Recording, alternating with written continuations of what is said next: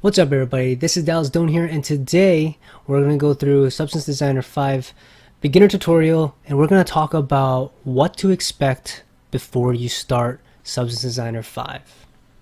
So the first thing that you need to expect, and you'll hear this a lot from a lot of artists, is Substance Designer 5 has a very steep learning curve, okay? And you need to keep that in mind, that it's going to take time to learn this program. Like it's not something that you're gonna be like, it's fine, I'll read up some tutorials and I'll watch some tutorials and I'm gonna be really good at this.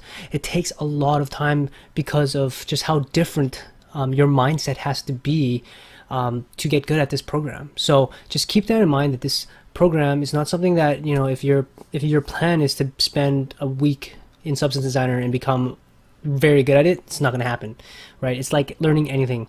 It takes a lot of time, and even for someone like myself who has been a professional artist for so long, it's taking me time to get to where I am, and I'm still considered just an intermediate person at it. I'm still considered like beginner intermediate, right? And I'm still learning. So just keep that in mind before you start Substance Designer 5.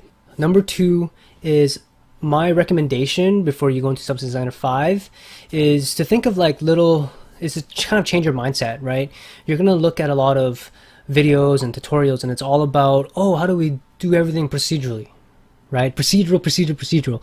And trust me, I've seen tons of amazing procedural stuff on ArtStation, and then I've seen some really bad ones, right?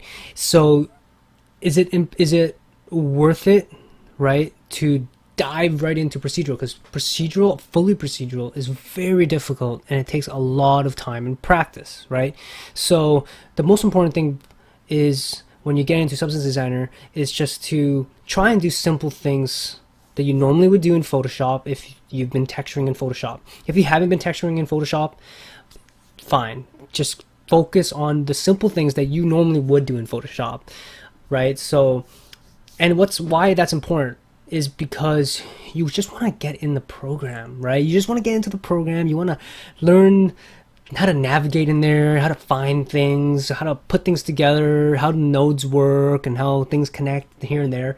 That is what's important, right? Is just getting in there and just spending time figuring out how things work, right? So what I mean by doing simple things in Photoshop is when you have a photo of a texture, like let's say for example a brick texture, first thing that you normally do is you change the hue and saturation of things, you change the levels, right? So you would do that here in Substance Designer. Throw in your texture, right, a bitmap, load it up, right, fix the levels on it, fix the hue and saturation. And for some of you who this is like completely brand new, you have no idea what I'm talking about, you've never textured in your life before, I am planning on doing a tutorial on exactly this, right? First few steps, beginner tutorials, how do you just get into the program and just do simple things. So yeah, that's my suggestion. Keep it simple, do these little things first, get familiar with the program. Number 3 kind of ties in with the last point, which is, first few projects, keep it simple, right?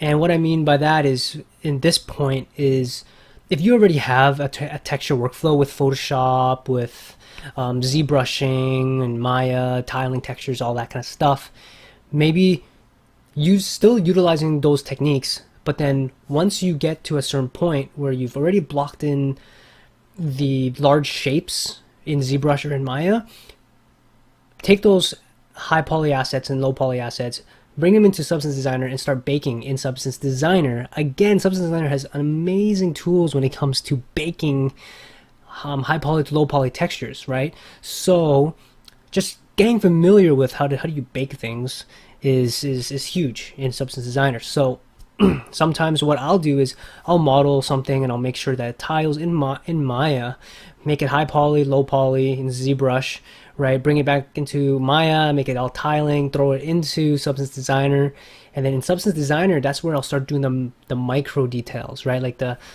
noise on the rocks, right? Or the dirt, grime, and this and that. So that's what I mean by keeping it simple and just focusing on the finishing touches in Substance Designer.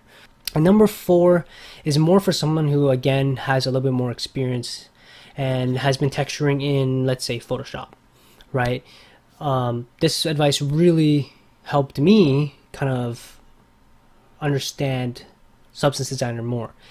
That is breaking down the steps that I normally do in Photoshop and learning how to translate that into the node-based system.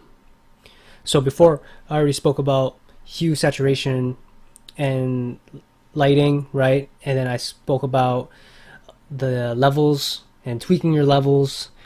So those are kind of steps that I do in Photoshop. Right now I just have to kind of remember to do those things in Substance Designer, and that's really, really important.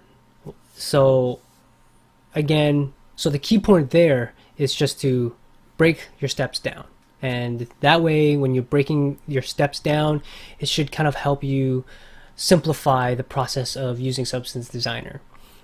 One of the biggest tips that I have to give to a lot of people starting on Substance Designer 5 is, if they want to do fully procedural textures, focus on the big shapes first, right?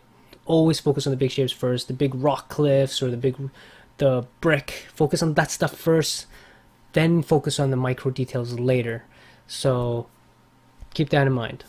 Last but not least, and I know this is common sense, but I have written here, practice, watch tutorials, practice, right? So you have to practice, but you also need to learn and see how other people do things. Substance Share is an amazing resource to kind of break down how artists are creating their substance and their materials. So Substance Share, if you don't know what Substance Share is, just Google it, Substance Share. Tons of people posting up their substances, and you can, most of them, I'd say most of them, upload their files, so you can actually open them up, see their whole graph, and you can start to dissect how they create their textures. So very, very handy. Where do you get tutorials? Well, Algorithmic, the company that created Substance Designer, has an amazing YouTube channel, awesome tutorials. Check those tutorials out. That's a great starting point to learning Substance Designer. Nomen Workshop, I own 2 of their Substance Designer tutorials on there. Great tutorials. Check those out if you want to spend and invest some money into learning. And obviously my channel, right? My channel, once the library starts building on the Substance tutorials, I'm hoping that it'll be enough resource to help new artists get into Substance Designer 5. Well, that is all that I have for you guys. Thank you so much for watching the video. If you like the video, give me a thumbs up. If you want to see more videos like this, subscribe to my YouTube channel. That way you get notifications on more videos like this in the future. And in the comment section, I'd love to hear some of your thoughts on what are some really good beginner tips and advice to give before they hop into Substance Designer. Thank you guys so much. See you guys again next time.